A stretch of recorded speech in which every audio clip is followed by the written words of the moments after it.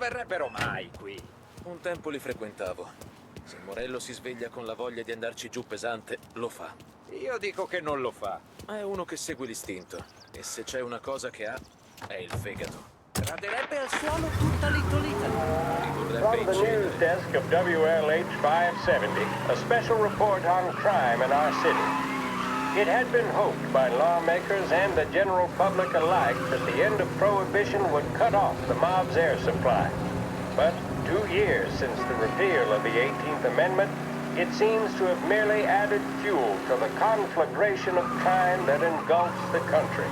It would appear that removing the conditions that created a new type of virulent gangsterism is not going to remove the problem.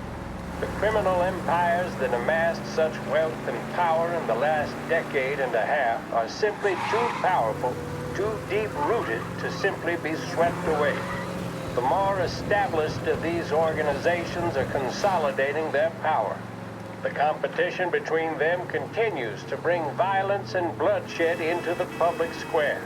We saw this in Empire Bay with the Vinci Moretti War that ended in the car bomb killing of mob boss Tommaso Moretti. Gangs such as the Vinci family are now, in many cases, highly sophisticated, well-organized international operations. They owe their success to their brutality and to the many lawmen and legislators in their pockets. Yes, don't allow yourself to be mistaken. The mob may be the instigator, the driving partner, but the corrupt politician or the dirty cop is the facilitator, and both roles must be played for organized crime to flourish. I've heard it mentioned in certain newspapers that the upward trajectory of the economy would quell the mob's opportunities to exploit police and lawmakers. That, sadly, doesn't appear to be the case. Those engaged in corruption are not doing so to put food on the table.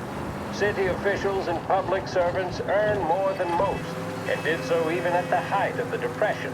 So that, frankly, does not wash. Plenty of people far worse off live without sin. As we have seen in Lost Heaven, standing up to the mob can be a dangerous game. Suspected mob hits carried out against officials in a number of American